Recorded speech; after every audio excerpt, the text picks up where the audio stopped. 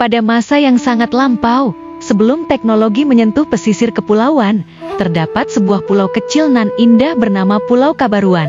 Di sana hiduplah seorang pemuda tampan dan karismatik bernama Lawongo. Ia tidak hanya dikenal karena ketampanannya, tetapi juga karena bakat luar biasanya kemampuannya memainkan seruling dengan begitu indah hingga memikat siapapun yang mendengarnya. Melodi serulingnya seolah memanggil angin untuk menari, membuat alam seakan larut dalam iramanya. Suatu hari, Lawongo memutuskan untuk mengunjungi desa Damau, desa tetangga yang sedang merayakan sebuah pesta. Di sana, di hadapan warga yang berkumpul, ia mempertunjukkan kepiawaiannya memainkan seruling. Nada-nada manis dari serulingnya membuat semua orang terpesona, seolah waktu berhenti sejenak. Namun, di tengah penampilannya, mata Lawongo menangkap sosok seorang gadis cantik di antara kerumunan. Gadis itu memandangnya dengan takjub, dan tanpa disadari, Lawongo mulai memainkan serulingnya hanya untuk gadis itu. Setelah pertunjukan usai, Lawongo memberanikan diri mendekati sang gadis.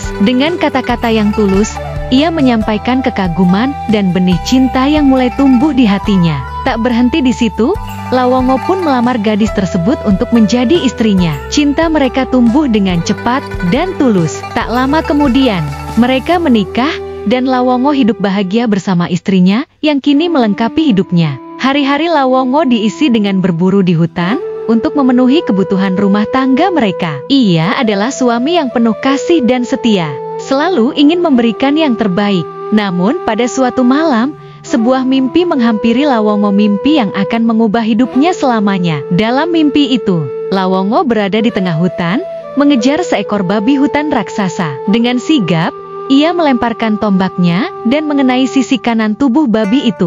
Darah menyembur, dan makhluk itu ambruk tak berdaya. Lawongo terbangun dengan napas memburu, tubuhnya basah oleh keringat. Ia menyadari itu hanyalah mimpi. Keesokan paginya, Lawongo bersiap berburu lebih awal dari biasanya. Ia tak ingin membangunkan istrinya yang masih tertidur. Dengan tenang, ia menuju hutan, membawa pisau dan bekal seperti biasa. Di tengah perjalanan, rasa haus mulai mengganggunya. Ia memanjat pohon kelapa dan menghunus pisaunya untuk memotong buah. Namun, saat pisau itu ditarik keluar, Lawongo terkejut. Ada noda darah kering di mata pisaunya. Bukan noda biasa, darah itu masih menggumpal segar. Saat itu juga, ingatannya tentang mimpi semalam kembali. Tubuhnya menggigil. Apakah mungkin mimpi itu nyata? Dengan tergesa dan hati penuh cemas, Lawongo berlari pulang. Sesampainya di rumah, suasana sunyi menyambutnya. Para tetua dan warga sudah berkumpul. Di dalam rumah,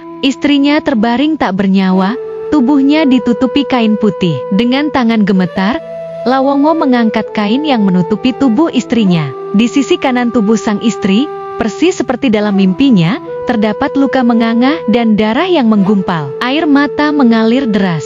Lawongo menjerit, hatinya hancur oleh kenyataan bahwa tanpa sadar, dialah yang telah membunuh istrinya. Diliputi rasa bersalah dan duka yang mendalam, Lawongo teringat pada janji yang pernah ia ucapkan di hari pernikahan mereka, bersama dalam hidup dan mati. Satu liang lahat untuk kita berdua.